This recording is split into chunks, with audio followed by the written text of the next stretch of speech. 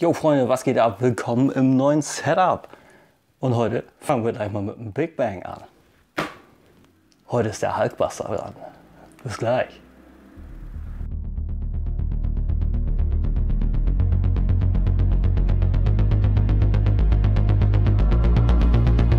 Und da sind wir zurück. Da haben wir das gute Stück. Ist das nicht ein absolutes Monster? Sehr happy über den Kerl. Den habe ich jetzt schon ein paar Tage. Ich habe auch ein Review darüber gepostet. Auf meiner Facebook-Seite und auch auf dem Instagram. @figurephotographycrate. Den Link findet ihr unten. Aber fangen wir mal mit den Basics an. Die Box ist ein bisschen verdeckt durch ihn. Ich hoffe, ihr seht das aber einigermaßen. Die Box habe ich aber auch in die Tiefe gehend auf meinem Review ein bisschen durchgeackert. Ihr seht das Ding von innen. Ich zeige euch den Platz für die ganzen Teile. Ein bisschen machen wir das hier auch, aber nicht zu viel. Jedenfalls haben wir hier ein sehr schönes Bild vom Hulkbuster selber.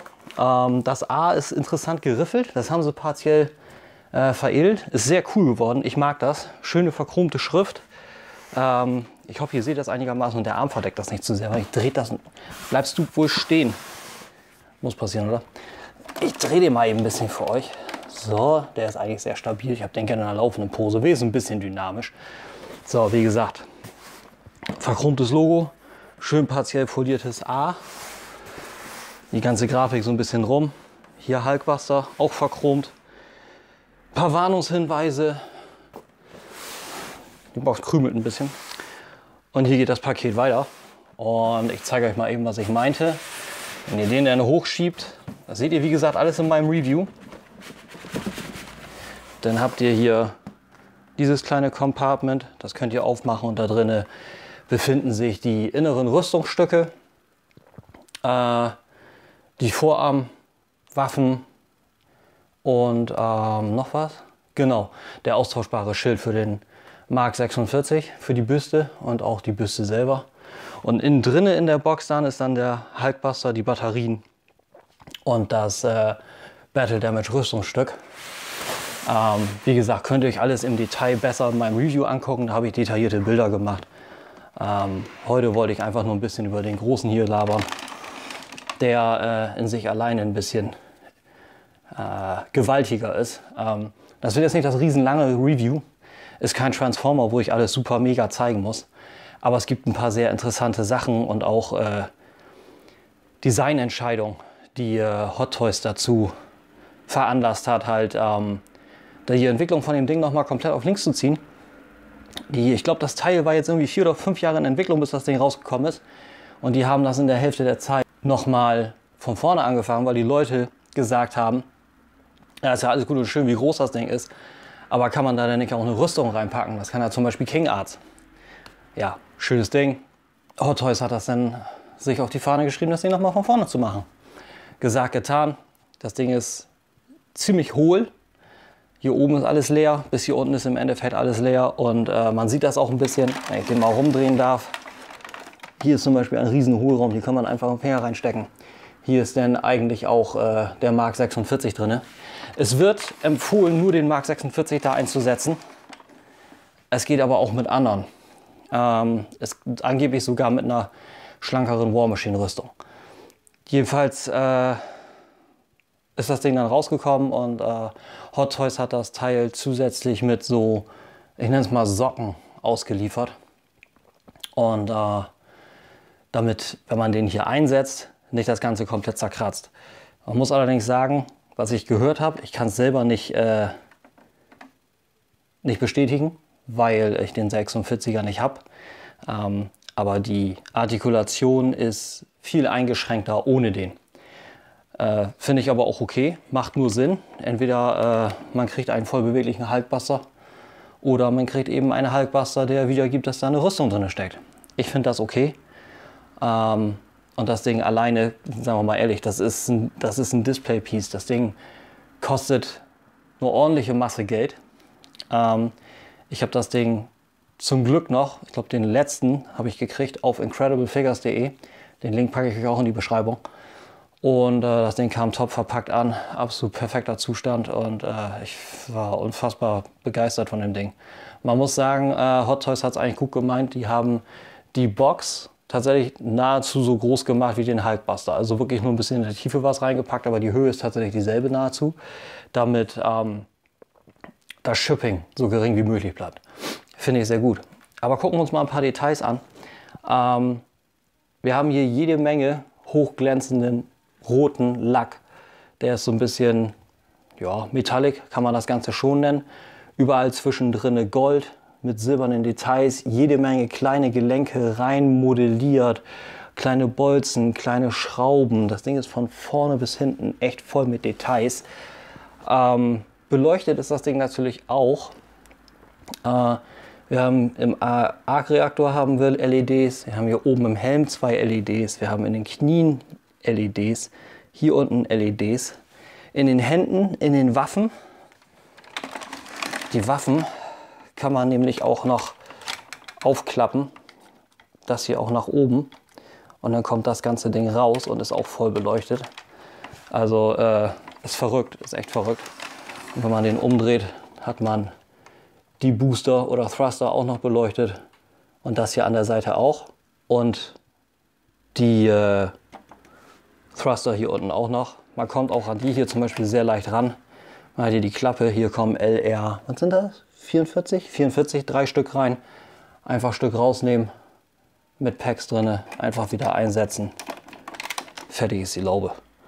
Und dasselbe ist im Endeffekt komplett überall. Die Büste vom Hulkbuster innen drin, also vom Mark 46, ist natürlich auch voll beleuchtet. Wir können uns das Ganze ja mal angucken. Wir haben zwei Möglichkeiten, wie wir da so ein bisschen rankommen. Entweder wir klappen nur den Deckel auf und haben hier dann den kleinen Helm. Ich hoffe, die Kamera fängt das alles ein bisschen ein. Ich musste die Einstellung heute ein bisschen anders machen. Und wir können sogar das Ganze so ein bisschen simulieren, als wenn der Helm so richtig in sich, ich sag mal, so nach hinten klappt und kollabiert. Das hier ist auch noch beweglich. Der ganze Kranz hier ist beweglich. Aber das tut nicht viel zur Sache. Im Endeffekt klappt man den dann so zusammen. Und um den aufzumachen, muss man dieses Nackenstück hier hinten hochnehmen.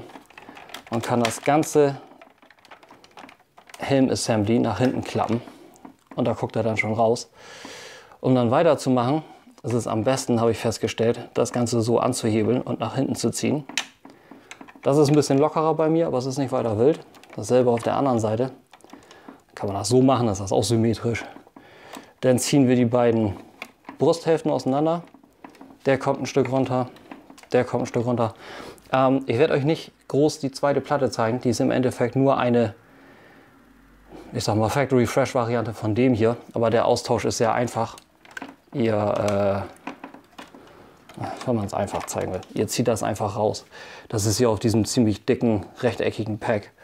Und dann habt ihr hier diese Armatur, die sich hoch und runter bewegt. Ihr müsst das Ding nur vorher ein bisschen ausrichten und dann setzt ihr das einfach ein. Sehr einfach. Könnt ihr nach unten bewegen und fertig ist. Mit dem weiteren Auseinandernehmen läuft es dann so ab, dass ihr das abnehmt. Das ist sowohl mit Packs befestigt als auch mit Magneten. Und das sind zwei getrennte Teile, was hier über ein, ja, ist ein Slider auf dem Gelenk, kann man das nennen, festgemacht ist. Auch wieder schöne Details. Silber mit den Kabeln hier mit Drahtschutz drumherum und auch wieder Golddetails. Das legen wir einfach beiseite. Dann klappen wir den wieder hoch. Die Rüstungsstücke kommen raus. Machen wir auf beiden Seiten. Und dann nehmen wir uns den hier raus. Das ganze Ding ist ziemlich schwer, weil es auch mit Magneten ist. Vor allem hier unten drin. Und dann haben wir den Kranz hier. Und den kann man sogar, witzigerweise, es heißt in der Anleitung, man soll den kompletten Kopf abnehmen. Aber ich habe festgestellt, dass man das gar nicht muss. Wenn man ein bisschen vorsichtig ist, dann kann man das Ding auch roh rausnehmen. Ein komplettes Stück, auch wieder mit Magneten. Und das hält alles einwandfrei.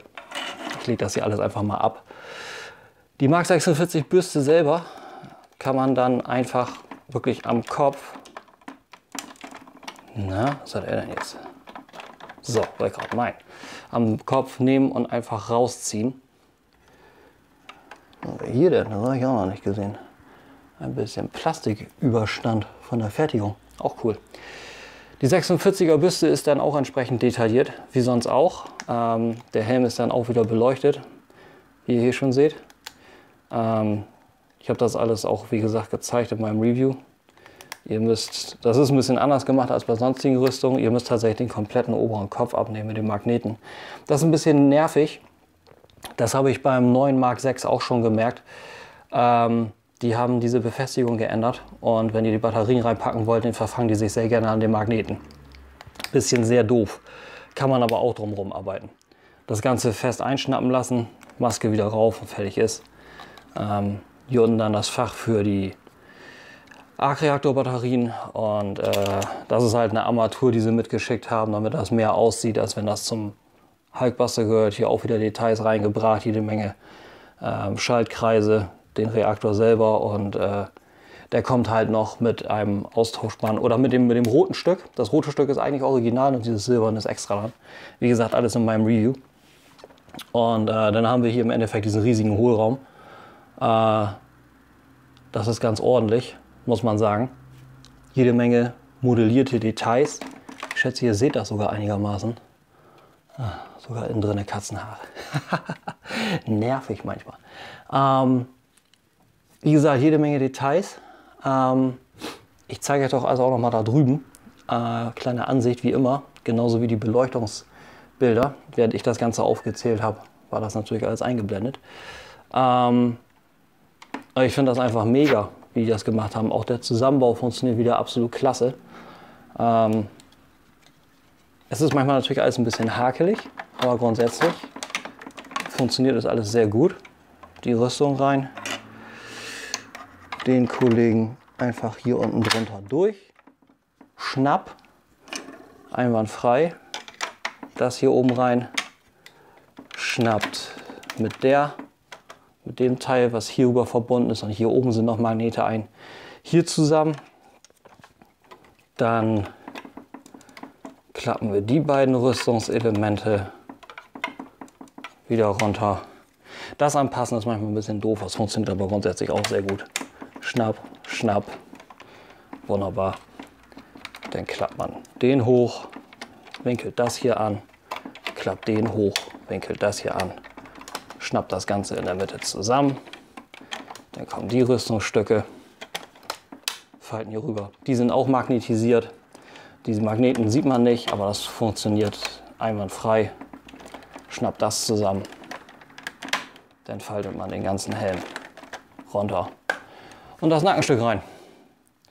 Sehr einfach dafür, dass das so groß ist. Glaubt man nicht, dass das so einfach bleibt. So, Artikulation gucken wir mal ein bisschen weiter. Der Helm ist, geht rundherum. Nicht komplett, aber irgendwas bei 80 Grad, würde ich sagen, kommen wir ganz gut hin. Hoch und runter ist da nicht, aber was soll man da auch mit? Die Schulterstücke kommen sehr weit raus. Und wir haben richtig schön schwergängige Ratchets, aber die sind noch im Vergleich leicht. Die gehen auch 360 rum. Das mit den Schultern finde ich sehr cool. Das ist auch nicht das Einzige. Das kann man auch noch betüdeln. Und hier ist auch noch ein Gelenk. Ich weiß nicht, wofür das da ist, aber ich finde es vom Detail her eigentlich ganz schön. Und dann richtet man das wieder aus und dann war es das. Der Ellbogen hat auch ein schön starkes Ratchet und hat hier so eine kleine, ja, Spring-Loaded Armature, nennen wir es mal so, eine kleine Armatur. Funktioniert auch alles tipptopp. Ziemlich gut beweglich für die Größe, muss ich sagen. Das ist auch noch nicht alles.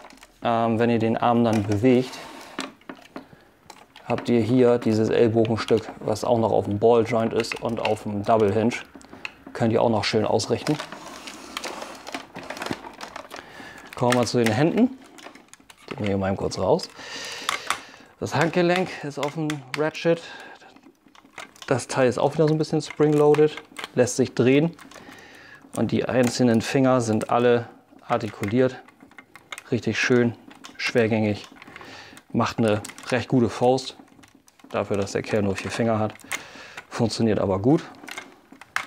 Lässt sich auch schön realistisch posen, soweit man das sagen kann. Dasselbe natürlich für die andere Seite. Ein Waist Swivel hat der nicht, weil da logischerweise die Rüstung rein muss. Aber wir haben diese Waist Pieces hier, die ziemlich weit hochkommen, damit man die Beine besser bewegen kann. Auch hier hinten. Selbe natürlich für die andere Seite. Jetzt kommt der Krampf. Das Ding wiegt 10 Kilo. Wenn man den also posieren will, hat man da einiges an Arbeit vor sich. Aber das Ratchet im Oberschenkel ist sehr kräftig. Das hält einiges.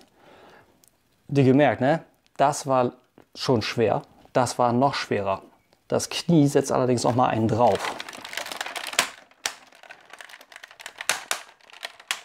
Und das ist auch noch ein Double Jointed Knee. Hier oben haben wir einen und hier unten haben wir einen.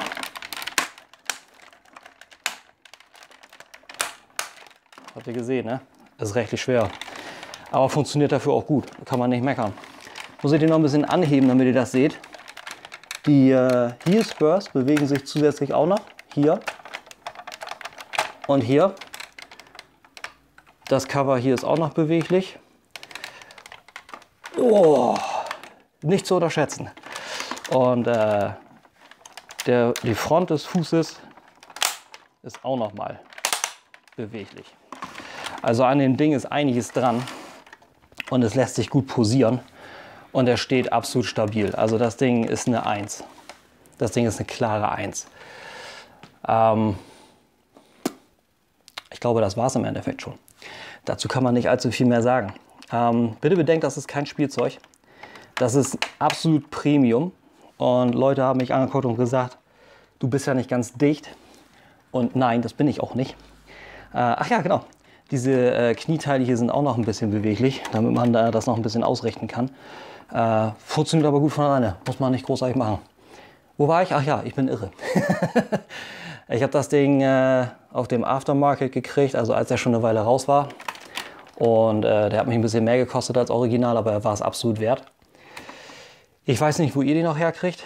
Müsst ihr mal schauen. Der flattert in unterschiedlichen Facebook-Gruppen immer mal wieder rum. Und auch bei manchen Verkäufern. Ansonsten, ich glaube, den Paintjob habe ich eigentlich ganz gut abgefrühstückt. Ne? Wie gesagt, Rot Metallic, Gold Metallic, Silber Metallic. Und der kommt nicht ganz Factory Fresh. Also der hat überall Kratzer und sowas. Ich mag das. Sieht sehr cool aus. Viele Leute finden das übertrieben. Ich muss sagen, das ist nicht der Fall. Ich finde, das funktioniert absolut top. Und ja, ich glaube, das war's. Wie gesagt, mein Fotoreview auf Instagram ist allerdings besser zusammengefasst auf Facebook in einem Album. Beides nichtsdestotrotz erreichbar auf @figurephotographicrate. Wenn ihr irgendwas schreiben, sagen wollt oder euch austauschen wollt oder Kontakt aufnehmen wollt, figure.photography.crate@web.de. Ich würde mich nur über eine Mail freuen. Ich würde mich auch über Comments freuen und natürlich auch über ein Like und erst recht über ein Abo. Und in dem Sinne wünsche ich euch jetzt erstmal einen schönen Sonntag und einen angenehmen Start und auch eine angenehme Woche. Was als nächstes kommt, weiß ich noch nicht. Vielleicht wird es eine Überraschung. Ich habe da was gehört. Schauen wir mal. Erstmal bis die Tage. Hoffe, euch hat es gefallen. Wir sehen uns bald wieder. Bis dann und tschüss.